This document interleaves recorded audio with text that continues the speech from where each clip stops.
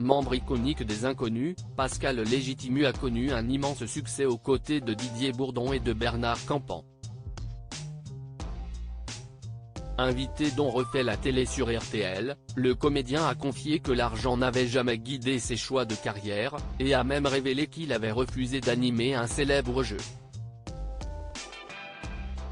Des spectacles géniaux, des sketchs cultissimes et des films dont on connaît les répliques par cœur. Les Inconnus portaient très mal leur nom pour des millions de Français, pliés de rire devant l'humour désopilant de Didier Bourdon, Bernard Campan et Pascal Légitimu. À tel point que les plus fans demandent inlassablement au trio de se reformer sur scène pour faire revivre leurs souvenirs. Mais ce doux rêve se heurte pour le moment à la réticence de l'un d'entre eux. La scène, Didier Bourdon et Pascal Légitimu y tiennent, moi beaucoup moins. Je ne me vois pas refaire Télémagouille par exemple, pour plein de raisons. Il y a une question d'énergie, qu'on n'a plus, avait expliqué le troisième larron, auprès de nos confrères de Télé Loisirs.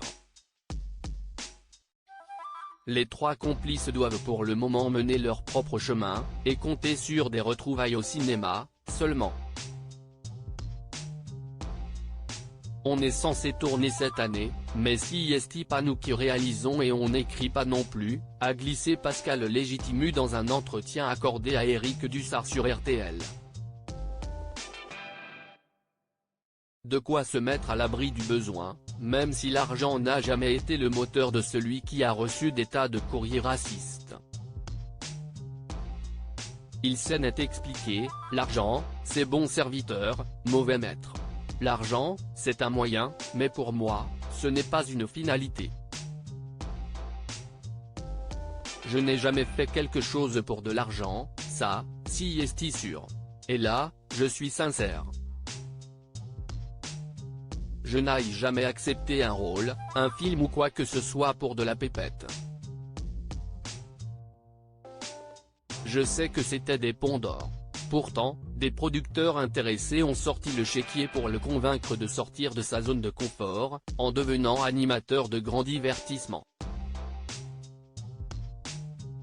On m'a même proposé d'être présentateur dans des émissions de télé, de faire des jeux comme La Roue de la Fortune. Je sais que c'était des ponts d'or, mais non. Je ne suis pas un vendeur, mais un acteur, a confié celui qui restait droit dans ses bottes. On m'a proposé beaucoup d'argent pour plein de choses, mais ça ne m'intéressait pas, a-t-il insisté. Tout à son honneur.